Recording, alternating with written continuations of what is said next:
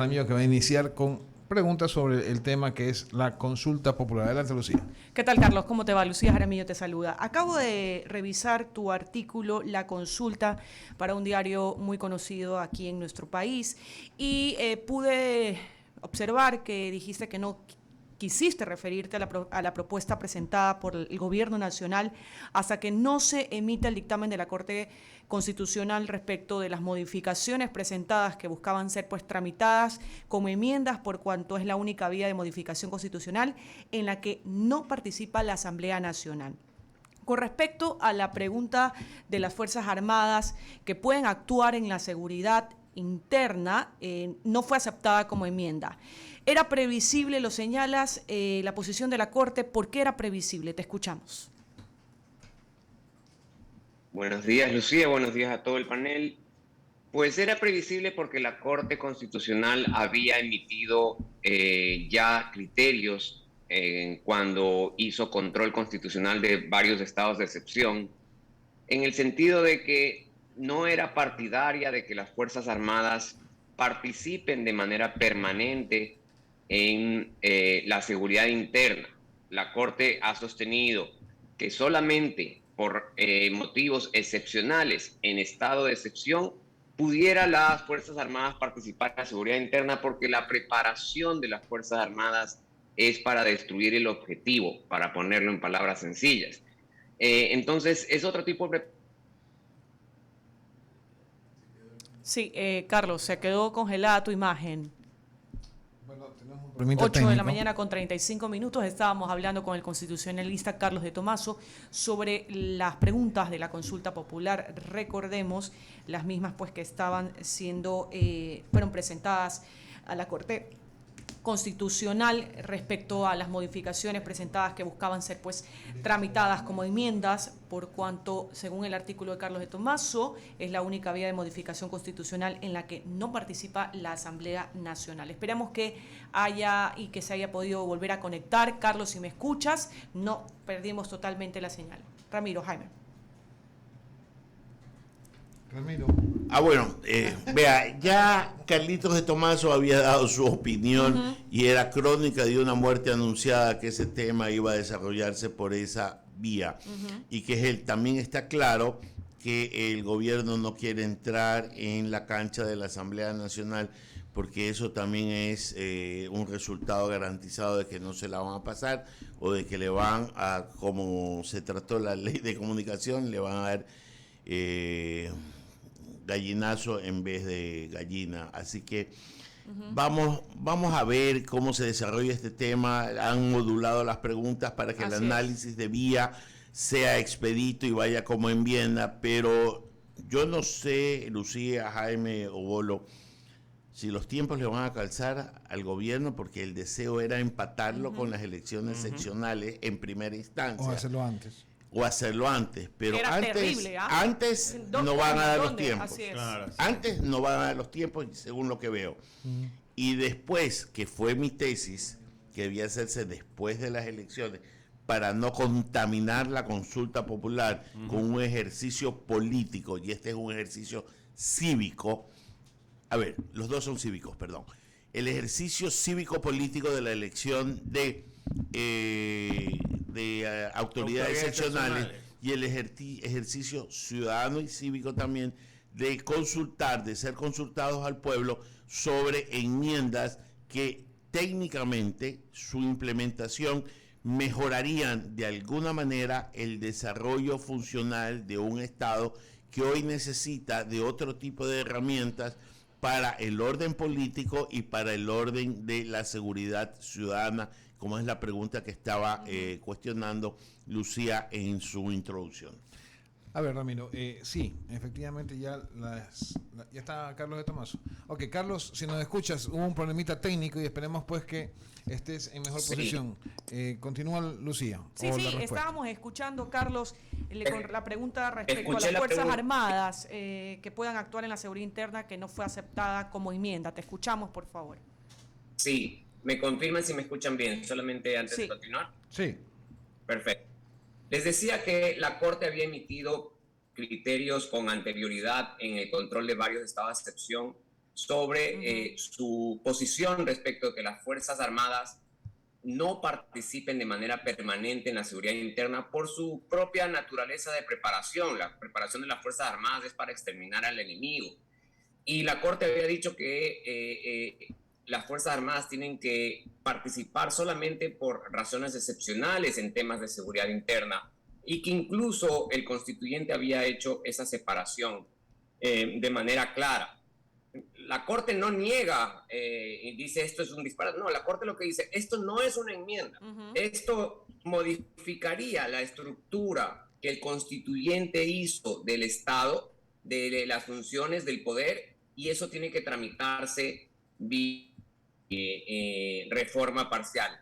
Debo decirles además que la Corte además se basa en varios criterios de la Corte Interamericana de Derechos Humanos que ha establecido la Corte que no es una buena idea el abrirle el paso a las Fuerzas Armadas para que tomen una labor permanente de seguridad interna. Mientras estamos haciendo esta entrevista, hay una audiencia en este momento en la Comisión Interamericana de Derechos Humanos y la Corte Interamericana de Derechos Humanos, donde justamente México está pidiendo en una opinión consultiva la posibilidad de que las Fuerzas Armadas entren de manera permanente a la seguridad interna. Y pues desde muy temprano que estaba escuchando el debate, hay un gran debate, y vamos a ver si la Corte Interamericana cambia de criterios, también sabiendo la situación que tiene México. Pero mi opinión es que no va a cambiar de criterio porque le parece sumamente peligroso a la Corte. No han habido buenas experiencias. Basta ver la película que está hoy en el cine, que se llama Argentina 1985, para que se vean las experiencias que se ha tenido respecto de la apertura a las Fuerzas Armadas al ejercicio permanente de la seguridad o de las situaciones, ¿no? 8 de la mañana con 40 minutos, estamos dialogando con Carlos de Tomaso, constitucionalista. Carlos, ahora con referente a la pregunta de la extradición por delitos transnacionales, la Corte pues aceptó la vía de la enmienda. Sin embargo, tú no estás tanto de acuerdo por la vía, ya que a tu parecer pues se requeriría al menos de una reforma parcial. Cuéntanos un poquito acerca de eso, por favor. Sí, Lucía, porque yo no estoy de acuerdo porque por varios puntos. Primero, si yo sigo una lógica de las decisiones que venía teniendo la Corte para modificar la edad del asambleísta dijo que era una regresión de derechos. Claro, en así un tema es. Importante. Y como era regresión de derechos, la Corte dijo, esto mínimo es reforma parcial. En este caso estamos hablando de un tema de extradición de ecuatorianos para someterlos a una jurisdicción externa que está prohibido en la Constitución.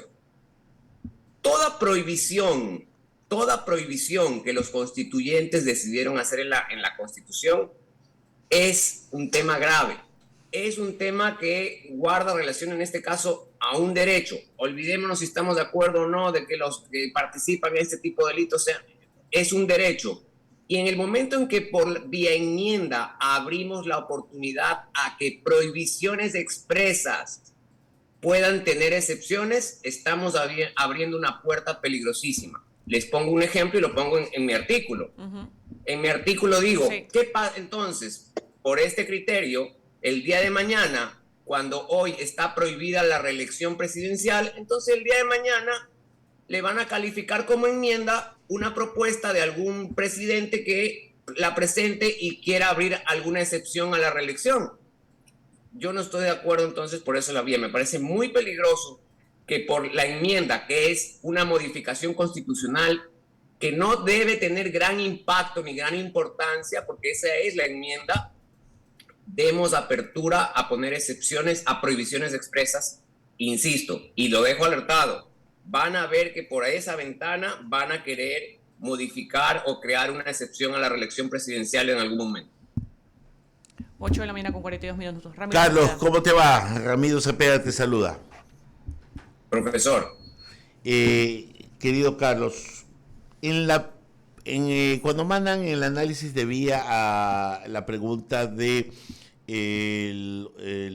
activación de las Fuerzas Armadas dentro de la seguridad nacional, cuya posición ya la habíamos conversado, pero hay un elemento adicional en el fallo de la Corte, en la resolución de la Corte, y habla de un hiperpresidencialismo ahí dentro de del fallo.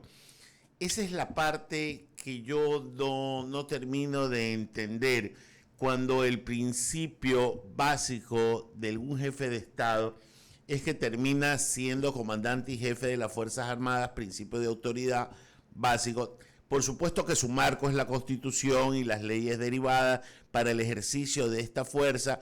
Por ejemplo, el presidente es el que lleva a un país a la guerra a través de una decisión, por supuesto compartida, pero una decisión ejecutiva, etcétera, etcétera. Entonces, Carlos, ¿cuál es el desarrollo de este principio que no lo termino de comprender? Y por eso te pregunto, para que con tu conocimiento me des un poco de luces a mí, a mis compañeros y a la audiencia.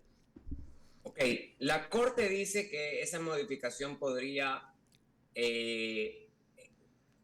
aumentar el hiperpresidencialismo, ¿no es cierto? Eso es en lo que la Corte se basó.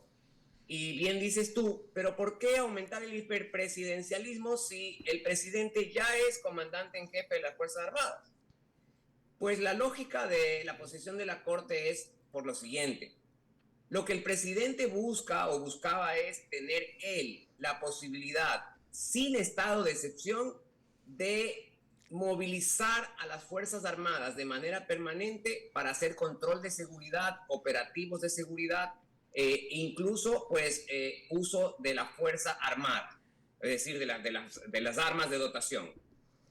Pues esa acción de que se movilicen las Fuerzas Armadas al interior del país está prevista en la Constitución solo para estados de excepción. ¿Y por qué se fomenta el hiperpresidencialismo de acuerdo a la Corte? Porque si le abrimos la posibilidad que con la simple orden del presidente se movilicen las Fuerzas Armadas, el presidente se va a escapar del control automático que tienen los estados de excepción por parte de la Asamblea Nacional y por parte de la Corte Constitucional. En otras palabras, hoy en día, cada vez que el presidente moviliza a las Fuerzas Armadas es porque estamos en estado de excepción. Como estamos en estado de excepción, automáticamente tiene que la Corte Constitucional revisar si se justifica o no la movilización de las Fuerzas Armadas, y la Asamblea Nacional también. Con esta modificación que se pretendía, el presidente ya no iba a estar sujeto al control de la Corte Constitucional o de la Asamblea al movilizar a las Fuerzas Armadas al interior o para la seguridad interna del país, y es por eso que la Corte sostiene que estamos modificando la estructura de equilibrios de poderes que el constituyente previó en la Constitución. Entiendo perfectamente el razonamiento jurídico. Vámonos al razonamiento práctico, Carlos de Tomaso. Muchas veces, te podría decir en el 100% de las ocasiones, la Corte Constitucional adolece de las razones de hecho por las cuales un presidente debe tomar esa decisión y se concentra solo en la estructura o el marco legal que cobija a la República. Por tanto, cuando existen estos elementos que además tienen que ser ejecutivos, como dice su expresión, tienen que ser inmediatos, tienen que ser de reacción inmediata, llegar a una situación en que saben, señores, espérense, debo de mandar el decreto debo hacerlo y la Corte Constitucional me debe dar el ok, y probablemente la necesidad es inminente, pero la respuesta no lo va a hacer. Entonces, yo sí entiendo un poco de sentido en esto. Hoy el control no es previo, el control es posterior. Hoy en día emite el decreto y después de emitido, ya cuando está en vigencia, se manda a la Corte y a la Asamblea. Es decir, que no hay hoy en día pues esa espera de que debe primero la Corte, pero no, es en la marcha. Primero expido y en la expedición, de hecho, en el propio decreto, tiene que el presidente disponer, enviar copia de este decreto a la Corte Constitucional y a la Asamblea Nacional. Es por ahí el miedo de la Corte. Y insisto, las experiencias del pasado en el cual se le ha abierto a las Fuerzas Armadas sin control, sino de manera permanente, el ejercicio de actividades de seguridad interna no ha terminado bien y tenemos decenas de ejemplos. Entonces, a la Corte le preocupa un desequilibrio de poderes, y por eso no es que te dice que no, sino dice vayan a la Asamblea para que la Asamblea apruebe esta reforma, pero estableciendo también nuevamente el equilibrio que tiene que haber y, por ejemplo, algún tipo de control posterior cuando se movilicen o cada vez que le den una orden que la Corte pueda estar informada, etc. Es un movimiento delicado el abrirle la puerta, insisto, a que las Fuerzas Armadas entren a operativos con uso de armas en temas de seguridad interna. Entiendo también lo que estamos viviendo, no lo dudo, no es que nos ceñimos y somos unos teóricos, no, pero también veamos las experiencias. Los invito a ver la película de Ricardo Darín, Argentina 1985, como una forma de ver una experiencia de lo que implicó que un país entregue a las Fuerzas Armadas el diseño y la ejecución del plan para prevenir un conflicto interno con un grupo armado, en lo que terminó más de 30.000 personas desaparecidas. No han sido buenas las experiencias y yo me planto también en esa idea.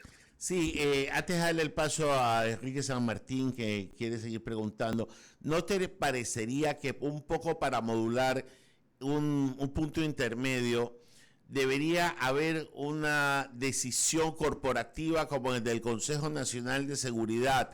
Porque estos son actos extraordinarios, reacciones extraordinarias o actos extraordinarios frente a situaciones extraordinarias que las conoce este Consejo Nacional de Seguridad, y probablemente debería haber, no digo un informe, pero sí una decisión corporativa para sustentar este tipo de acciones y que no descanse en una autoridad presidencial. Yo estoy contigo, pero eso justamente ya sale del ámbito de la enmienda. Claro. ¿Sí me explico? Ese equilibrio que hay que dar a esta nueva facultad presidencial tiene que venir equilibrada, y eso es lo que en el fondo dice la Corte, ¿no?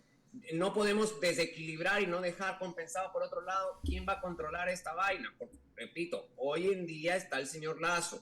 Nunca miremos solo lo que tenemos en el espejo ahorita, sino veamos en el espejo futuro. Imaginémonos otro tipo de presidente con la facultad de movilizar todos los días a las Fuerzas Armadas, y imaginémonos además un presidente que utiliza para la politización las Fuerzas Armadas o para perseguir a sus rivales, etcétera.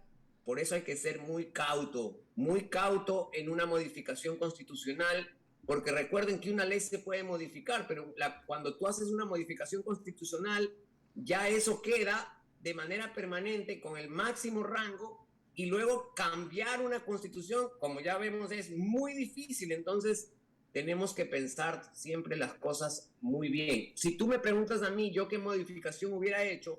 Yo hubiera presentado una modificación para que el estado de excepción pueda durar más de 60 días. Hoy en día puede durar 30 más 30.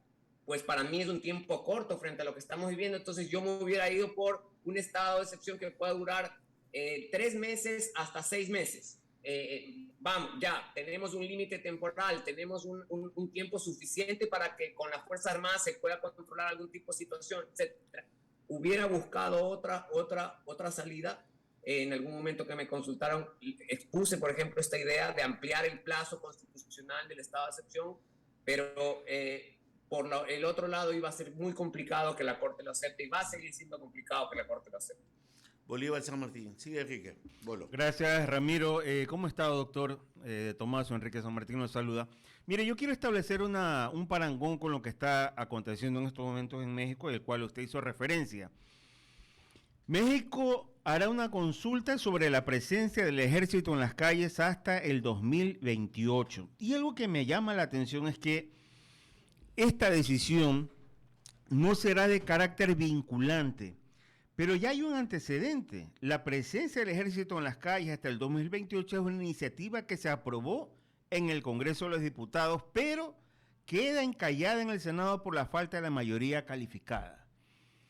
Pero al menos ellos están dando un paso Yo escuché perfectamente la exposición suya, doctor Tomaso, pero me gustaría saber si en algún momento nosotros podíamos llegar a esa instancia tal cual lo están haciendo en México. Imagino que esta consulta participativa que no tiene carácter de vinculante, es decir, de obligatoria, es una manera de medir qué es lo que piensa el pueblo si el ejército permanece en las calles. ¿Cuál es su análisis al respecto? Como dijimos, al menos están poniendo un marco temporal, ¿no es cierto? Un marco temporal, pero es un marco temporal muy amplio. Yo le apuesto que si con ese marco temporal se habilitan las Fuerzas Armadas porque ¿qué es ¿a dónde va esto de las Fuerzas Armadas en México? Va a tratar de exterminar los grupos armados. Y en esa exterminación de grupos armados, yo le aseguro que México va a terminar en la Corte Interamericana de Derechos Humanos por violación de derechos humanos, porque esas experiencias no han funcionado en ningún lado. Miren Colombia, los famosos casos de los falsos positivos. Las Fuerzas Armadas en esa guerra contra los grupos armados de las FARC, etcétera, ¿cómo terminó la historia? Campesinos asesinados inocentes que para justificar esos asesinatos que por equivocación se cometieron, les ponían las camisetas de los grupos armados en Colombia. Por eso se llaman los falsos positivos. Cuando se dieron cuenta, cuando mostraban los muertos, estaban uniformados, pero luego hubo las pruebas suficientes para probar de que los habían vestido ya cuando los habían asesinado y los hacían pasar como muertos de grupos armados cuando eran campesinos inocentes que simplemente pues se equivocaron y los ejecutaron, ¿no? Esas son las experiencias. Entonces, es un tema muy difícil, es un tema de país que hay que sentarse. No veo claro en la propuesta del presidente, no es que te dice las Fuerzas Armadas van a estar en tal tipo de operativo o con tal misión, sino, no, aprobemos que las Fuerzas Armadas entren por orden del presidente, muy volátil, muy sin un objetivo, sin temporalidad, ¿no? Acá no es que dicen por 2 años, no, acá facultad permanente del presidente. Me parece que esa pregunta estuvo mal planteada. Tenía que haberse mirado de otra forma. Continúa mi compañero, el ingeniero Jaime Velázquez. Gracias, Enrique. Carlos, bienvenido. La verdad es que escuchándote, la verdad es que hay algunas cosas que analizar. Y lo primero que te voy a poner son 2 ejemplos en los cuales en un momento dado se tomó la decisión de que se artificie un escuadrón, si quieres llamarlo así, que combata la delincuencia. Ejemplo actual, El Salvador. En El Salvador están las Fuerzas Armadas junto con la policía haciendo una barrida de todas las pandillas. Eso es real, por más que mucha gente o digamos desde el punto de vista de derechos humanos no están de acuerdo. Y la otra es que en la época de el ex alcalde Jaime Nebot, en la creación del Escuadrón Volante. Pues obviamente creo que en la situación que estamos, sobre todo en Guayaquil, hay que tomar otras medidas. Y cuando tú hablas de una consulta popular para preguntarle al pueblo si quiere que no o no quiere que las Fuerzas Armadas estén permanentemente en las calles, te van a decir que sí, porque efectivamente estamos inseguros. ¿No crees tú que este tema jurídico, viendo los derechos humanos realmente de los delincuentes más que de las víctimas, que es lo que está pasando en la CIT y en todos lados, pues obviamente es una confusión jurídica que en un momento dado quieren poner derechos sobre malas gestiones de ciertos líderes, pero la población está sufriendo hoy en día y hay que tomar alguna decisión. Y eso no le permite la Constitución al presidente. Está buscando una salida, pero no hay. No sé cómo tú lo veas desde ese punto de vista. Yo lo veo de manera distinta. Tú me dices, no hay una salida, y entonces la salida es sacar a las calles a las Fuerzas Armadas cuya preparación es de exterminar al que pase por ahí. Yo te digo, la salida está, si la policía no tiene ni armamento, arma a la policía, tiene la potestad constitucional la policía del uso de la fuerza, arma a la policía, equipa a la policía. El Diario Expreso el día domingo publicó un artículo que establece que los policías gastan hasta $1,000 al año de su plata para sus uniformes, para su casco, para su chaleco. Entonces, primero agota, antes de venir a plantearnos esto, primero agota la preparación, amplía grupos como el GIR, grupos especializados que la policía debe tener respaldo. Ahí está la fórmula de control interno dado incluso por la Constitución. Entonces nos ponemos a hablar de las Fuerzas Armadas cuando la policía no tiene ni gasolina, ni fusiles, ni chalecos, ni cascos, y el Estado administra 12,000 o 13,000 millones de dólares al año. Entonces, yo te lo planteo de esa forma. La Constitución del Ecuador establece que hay una Fuerza Armada para el control interno del país. Fuerza armada que tiene incluso potestad del uso de arma letal. Fuerza Armada, entonces, que es ahí que tienes que proteger. Ahí es que tiene. Y yo sí reubicaría o tendría una clara misión como presidente de las Fuerzas Armadas de hacer el trabajo que está también en la Constitución para las Fuerzas Armadas, que es controlar las fronteras que no se están controlando, controlar el espacio aéreo que no se está controlando, controlar el mar territorial por donde salen lanchas todos los días que no se está controlando. Esa es la misión de las Fuerzas Armadas, allá. Y dotar a la policía de todos los recursos. Ayer vimos pues un policía, creo que en Esmeraldas, que tuvo la valentía de decir lo que vive. Tiene miedo de mandar a su hijo al colegio, no tiene armamento, no tiene... Entonces, ¿de qué estamos hablando? ¿No? Nos pasamos hablando de que si las Fuerzas Armadas tienen hablemos y pasémonos hablando de cómo respaldamos a la policía, cómo rearmamos su equipamiento, su tecnología, su tipo de arma, etcétera, para de ahí dar el otro paso. Entonces, creo que a veces son cortinas de humo, no le tiramos el muerto entonces ahora a la Corte Constitucional, que no. Si tienes la potestad, tienes tu Fuerza Armada, como es la policía, a tu mando, tienes toda la plata del mundo para equiparla, pues utilízalo. Yo lo veo de esa forma. Carlos, a ver, voy a discrepar un poquito contigo por el tema específicamente de que, si bien es cierto, tienes que apoyar a tu fuerza pública, en este caso a la Policía Nacional, en equiparla, pero eso va a demorar tiempo y supuestamente están encaminados o están en ese rumbo aparentemente. Y dos, tienen que haber más efectivos, también están en ese rumbo, pero eso va a tomar tiempo. Mientras tanto, ¿qué hacemos los ciudadanos, mi querido Carlos? Porque la verdad es que necesitamos que las Fuerzas Armadas nos protejan de la delincuencia, que es lo que está sucediendo. Y eso, tal vez, y te lo repito, yo sé que la consulta popular iba para mantener un estado, digamos, permanente de las Fuerzas Armadas. Probablemente deberíamos cambiarlo para digamos, darle un poquito más de seguridad a los ciudadanos, que es la realidad. Eso es lo que está pasando. O sea, no me estoy inventando yo, eso es lo que dice la gente. La gente está insegura. Entonces, ¿qué hacemos? Te insisto, lo que la Corte dijo es, señores, que la Asamblea regule esto. Yo del presidente, ¿qué hago? Mando a la Asamblea el proyecto, le hacemos presión pública a la Asamblea, aprueba los equilibrios que quieras, aprueba una temporalidad, etcétera, y se hace presión pública. Lo que la Corte está diciendo, esto no lo puedo hacer por vía de la enmienda, número uno. Ajá. Número dos, yo entiendo lo que estamos viviendo, ¿ok? Pero también tenemos que, insisto, no solo mirar el espejo inmediato, sino mirar, saber que un cambio constitucional nos queda colgado. Y el día de mañana nos podemos arrepentir de esto. Tú me pones el ejemplo del señor Bukele, me parece, pues vas a ver dónde termina el señor Bukele, ¿no? Vamos a ver. Yo te voy a decir en qué va a terminar Bukele, va a terminar en un juicio de lesa humanidad, pero ese es el riesgo que corres como líder de un país. Pero lo que está haciendo actualmente, el salvadoreño está agradecido del tema. Bueno, ya lo veremos.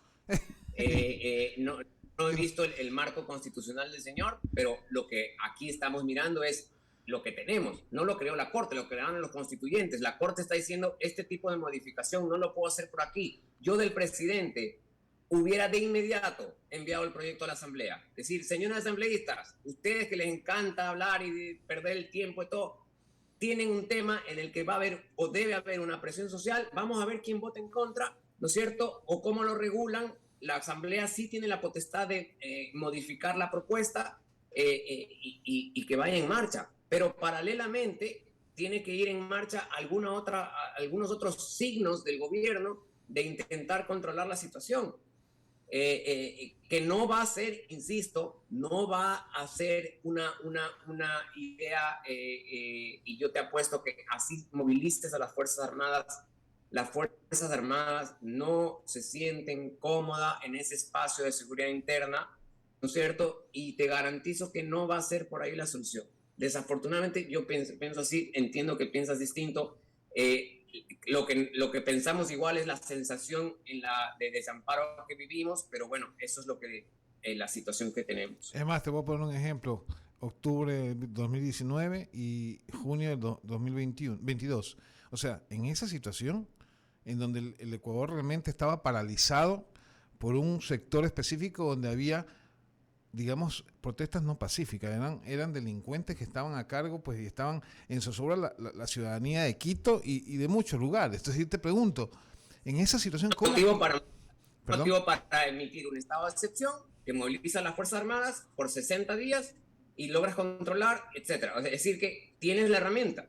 Para ese tipo de situaciones está previsto que el presidente pueda ordenar la movilización de las Fuerzas Armadas como lo hizo. Sí, a lo que voy, Carlos, voy un poquito más allá. Es decir que hoy en día se habla tanto de la parte jurídica que muchas veces nos olvidamos de los ciudadanos. O sea, es decir, cómo protegemos a los ciudadanos y muchas veces se le da los derechos a los delincuentes. Te estoy dando un ejemplo que sucede en lo que sienten, ¿no? ¿Verdad? Entonces, por eso te lo traigo a colación, para ver tu criterio al respecto. Yo sé que esa es la sensación. También sé que pues yo vengo de una familia en la que la Fuerza Armada exterminó parte de la familia en la Argentina. Entonces tengo esa visión también de haberlo visto desde la otra óptica, claro, ¿no?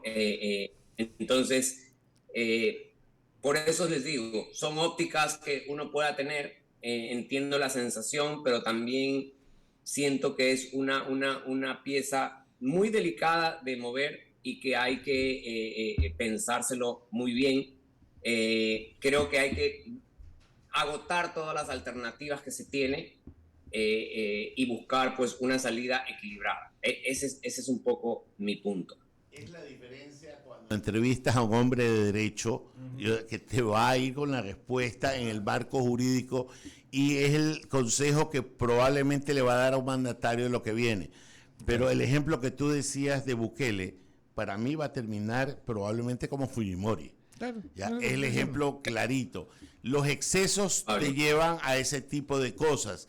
Pero, Carlos de Tomaso, créeme que yo te admiro y te respeto y estoy 100% de acuerdo contigo. Pero sentado en el puesto de un presidente de la República, a veces voy a decir una herejía, hay que jugar tapándose un ojo con respecto a la Constitución cuando hay acciones de esta manera.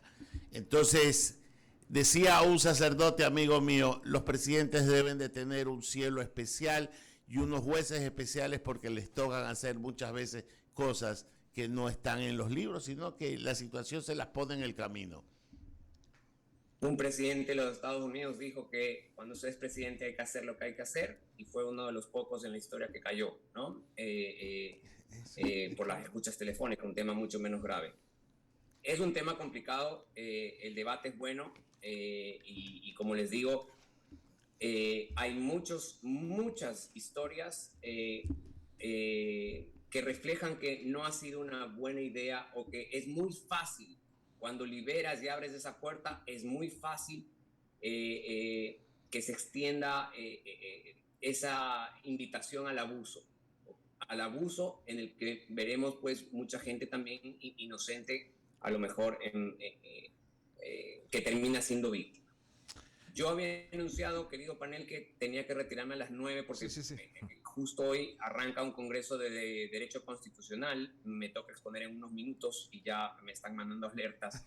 Así que siempre un gusto de estar con ustedes. Gracias a ti, Carlos, por el tiempo y justamente por estar aquí siempre a las invitaciones que le damos. Así que muchas gracias. Cuídate mucho y un abrazo. Gracias. Un abrazo. Con esto, mi querido... Espérense, vamos a abrir el espacio a las menciones publicitarias, mi querido Jaime. No se olvide que los empresarios necesitan aliarse con una compañía de seguros que sea su apoyo durante su desarrollo y éxito. Ecuatoriano Suiza, 68 años respaldando los sueños y proyectos de los ecuatorianos. Descubre una nueva forma de vivir en The Hills, una comunidad colorida, verde, sostenible y segura, ubicada en el Puerto Santana. Más de 20 áreas comunales pensadas para consentirte, departamentos de 1, 2 y 3 dormitorios y locales comerciales. Conoce más de este nuevo proyecto inmobiliario en thehillsgye.com, un proyecto Uribe Schwarzkopf. Si quieres evitar un cáncer de mama, debes prevenir ya. ¿Sabías que existen 12 síntomas que puedes identificar solo con el autoexamen? Examínate y si encuentras algo que no es normal, acude a tu médico de confianza. Únete a un país libre de cáncer. Solca, somos esperanza de vida. Ahora sí, Jaimito, mande al corte. Cerramos el espacio de las menciones publicitarias, no vamos al corte, mi querido Charlie, regresamos.